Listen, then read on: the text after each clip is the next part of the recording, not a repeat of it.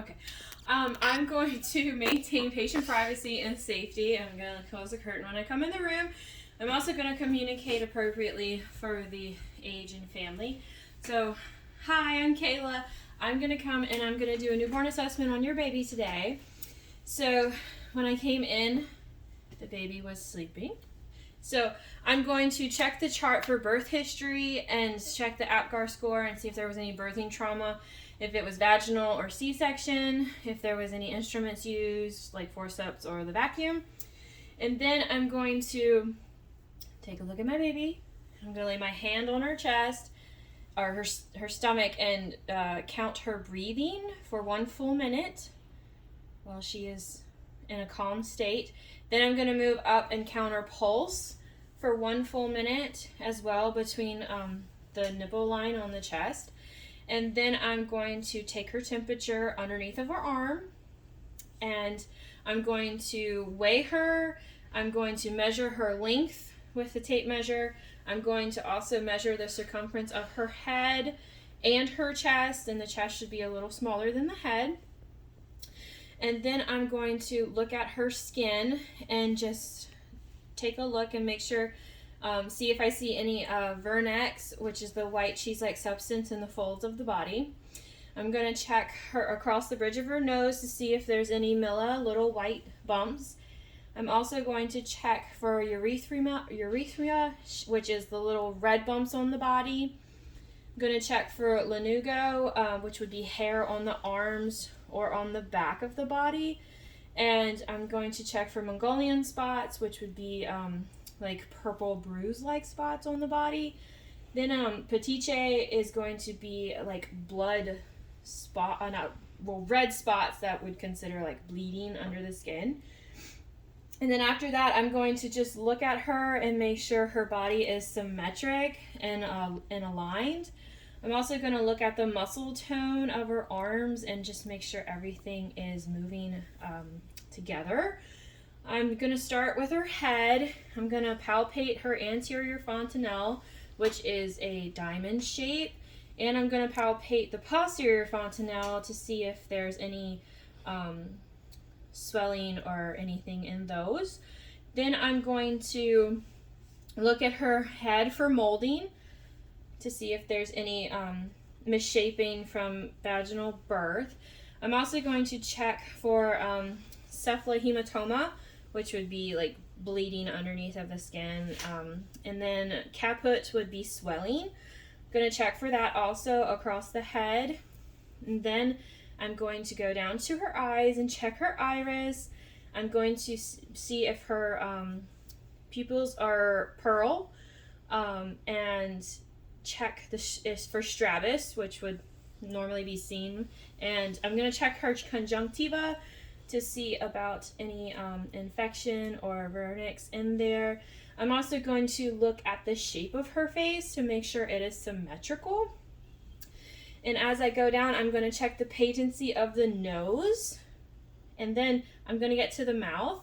And I'm going to take my small finger and I'm going to put it in there and feel the roof of her mouth to make sure that her palate is closed and not open. Then I'm also going to be checking for Epstein pearls and the sucking and swallowing reflex while I'm here.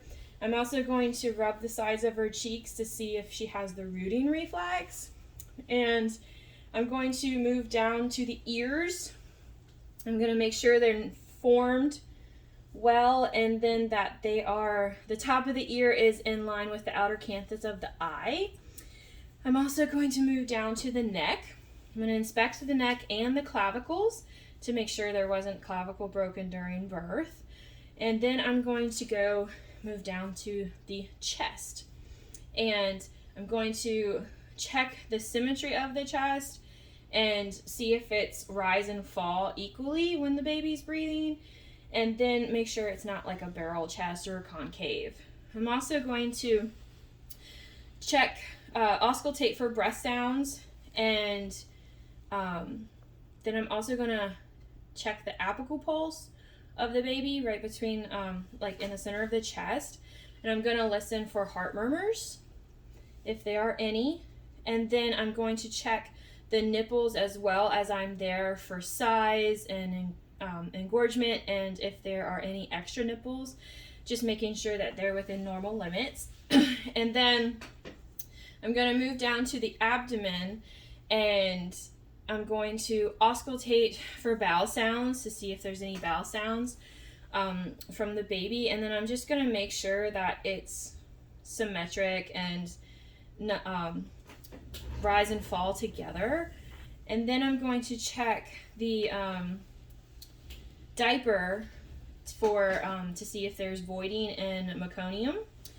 While I'm down there, I'm going to check for a female if the labia covers the clitoris, and for a male, I'm going to check see if the meatus location is centrally located, and the testes I will palpate to see if they have dropped, and the rugae on the scrotum is what I will be checking for, and again, also voiding patterns. And then I'm going to go and check the extremities to make sure they're equal and moving correctly and symmetrically or bilaterally. And I'm going to take the baby's arms up and kind of drop them a little bit to see if she gets startled, to see about the Moro reflex. I'm also going to turn the baby's head to the right and see if her arm comes up like a fencing motion. And then I'm also going to do it to the left to check tonic neck. And then I'm going to take my fingers and put it in her palms and see if she grasps my fingers for the Palmar reflex. And then I'm also going to just check the movement of her arms. And then when I get down here to the feet, I'm going to check for hip dislocation. And then I'm also going to check the muscle tone in the legs and the feet. I'm going to check the the pedal reflex by doing the same thing as putting my fingers underneath the toes to see if they curl up. And then I'm going to do Babinski to see if the toes flare out when I run my finger up the foot. And then I'm also going to pick the baby up and check for stepping reflex. And then while she's up, I'm going to palpate the spine and make sure that everything is in alignment and there are no holes. And then I'm going to just run my finger across the anus muscle to make sure it's patent.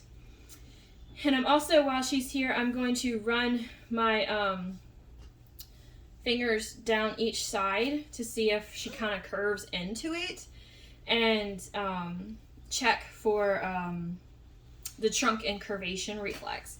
And then I'm going to lay her back down, and I'm also going to go back and check the abdomen to make sure that they're on the placental cord, if there was 2 arteries and 1 vein, if it's there.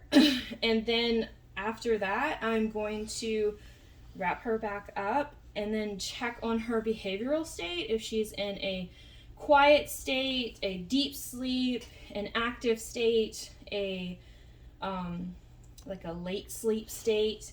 And then I'm also going to check her crying throughout the assessment to make sure that she has a really strong cry or a weak cry, and see what's going on. And then I'm going to give her back to mom, and I will come back in and check.